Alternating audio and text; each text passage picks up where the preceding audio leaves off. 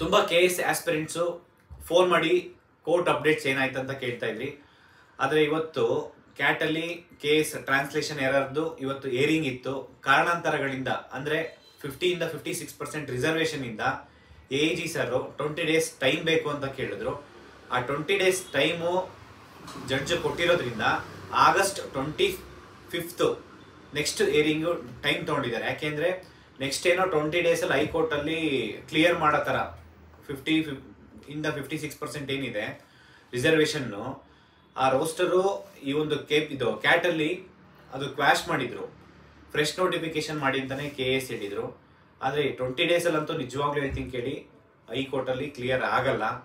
ಆದರೆ ಸರ್ಕಾರಕ್ಕೆ ನಾನು ಮನವಿ ಮಾಡ್ಕೊತೀನಿ, ನಮ್ಮ ಯುವಕರ ತಾಳ್ಮೆನ ನೀವು ಚೆಕ್ ಮಾಡಬೇಡಿ, ದಯವಿಟ್ಟು ಅರ್ಥ ಮಾಡ್ಕೊಳ್ಳಿ. ನೀವೇ ಮಾನ್ಯ ಸದನದಲ್ಲಿ ಹೇಳಿದ್ರಿ, ಮಾನ್ಯ ಮುಖ್ಯಮಂತ್ರಿ ಸಿದ್ದರಾಮಯ್ಯ ಸರ್, ಕೋರ್ಟಲ್ಲಿ ಏನಾಗುತ್ತಾದ್ರಕ್ಕೆ ನಾನು ಬದ್ಧವಾಗಿರ್ತೀನಿ ಅಂತ ಹೇಳ್ಬಿಟ್ಟು. KPSC ಇಷ್ಟೆಲ್ಲ ಬ್ಲೆಂಡರ್ ಮಾಡಿದೆ, ನೀವು ಇಲ್ಲಿವರೆಗೂ ಅದ್ರ ಬಗ್ಗೆ ಕ್ರಮ ತಗೊಂಡಿಲ್ಲ.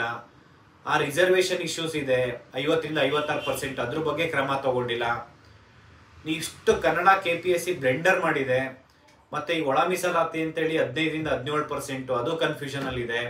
ಒಳ ಮೀಸಲಾತಿಯಿಂದ 1 ವರ್ಷ ಆಗಿದೆ, ನೇಮಕಾತಿ ಆಗಿಲ್ಲ ಯಾವುದೂ. ಒಂದು ಕಾಂಗ್ರೆಸ್ ಸರ್ಕಾರ ಬಂದ ಕೂಡಲೇ 1 ವರ್ಷದಲ್ಲಿ 1 ಲಕ್ಷ ನೇಮಕಾತಿ ಮಾಡ್ತೀನಿ ಅಂತ ಹೇಳಿದ್ರಿ.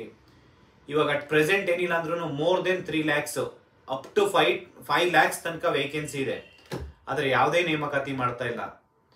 ದಯವಿಟ್ಟು ನಾನು ಮನವಿ ಮಾಡ್ಕೊತೀನಿ, ಈ ಕೂಡಲೇ ನೇಮಕಾತಿ ಪ್ರಾರಂಭ ಮಾಡಿ. ಎಲ್ಲ ವಿದ್ಯಾರ್ಥಿಗಳಲ್ಲಿ ನಾನು ಕೇಳ್ಕೊಳೋದು ಏನಪ್ಪ ಅಂತಂದರೆ, ಇದೇ August 4ನೇ ತಾರೀಕು ಸೋಮವಾರ ಬೆಂಗಳೂರು ಫ್ರೀಡಮ್ ಪಾರ್ಕಲ್ಲಿ ಬೃಹತ್ ಮಟ್ಟಕ್ಕೆ ಹೋರಾಟ ಮಾಡ್ತಾ ಇದ್ದೀವಿ. ವಿದ್ಯಾರ್ಥಿಗಳು ಏನು ಸಮಸ್ಯೆ ಇದೆ ಆ ಸಮಸ್ಯೆಗೆಲ್ಲಾನು ಒಂದು ಬ್ರೇಕ್ ಹಾಕಬೇಕು ಸರ್ಕಾರ. ಸಮಸ್ಯೆ ಮೇಲೆ ಸಮಸ್ಯೆ ಮಾಡ್ಕೊಂಡು ಹೋಗ್ತಾ ಇದ್ರೆ ಇದಿನ್ನೂ ಯಾರಿಗೆ ಅನ್ಯಾಯ ಆಗುತ್ತೆ ಅಂತಂದರೆ ಇಲ್ಲಿ ವಿದ್ಯಾರ್ಥಿಗಳೇ ಬಲಿಪುಷ ಆಗ್ತಾ ಇರೋದು. ನೀವು ಲೈಬ್ರರಿಯಲ್ಲಿ ಕುತ್ಕೊಂಡು ಓದಿದ್ರೆ ಏನು ಸಿಗಲ್ಲ. ನೋಟಿಫಿಕೇಶನ್ ಆಗಿದ್ರೆ ಯಾವ್ದಾದ್ರು ಹುಣಸೆ ಮರದ ಕೆಳಗಡೆ ಕುತ್ಕೊಂಡು ಓದಿದ್ರು ನಿಮಗೆ ಎಕ್ಸಾಮ್ ಪಾಸ್ ಆಗ್ತೀರಾ. ಲೈಬ್ರರಿಲಿ 24 ಗಂಟೆ ಕುತ್ಕೊಂಡು ಓದಿದ್ರೆ ಏನು ಇಲ್ಲ. ದಯವಿಟ್ಟು ಎಲ್ಲರೂ August 4ನೇ ತಾರೀಕು ಪ್ರತಿಭಟನೆಗೆ ಬಂದು ಈ ಒಂದು ಪ್ರತಿಭಟನೆನ ಯಶಸ್ವಿ ಮಾಡಬೇಕು. ಸರ್ಕಾರ ನಮ್ಮ ಪ್ರತಿಭಟನೆಗೆ ಮಣಿದು ಎಲ್ಲ ನೇಮಕಾತಿ ಪ್ರಾರಂಭ ಮಾಡ್ಬೇಕಂತ ಕೇಳ್ಕೊಂತೀನಿ. ಥ್ಯಾಂಕ್ ಯು, ನಮಸ್ಕಾರ.